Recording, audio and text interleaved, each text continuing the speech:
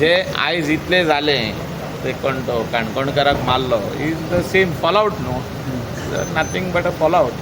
की पयले तुमी जे स्ट्रॉंग रावंक जाल्ले, एक्शन घेवंक जाल्ले, गँगां तयार करूंक दिवंक नासली, जे ऑर्गनायज्ड क्रायम जो जाता हो जावंक दिवंक पानासलो, ते जावंक ना म्हणून आयज हे फॉलआउट जाला.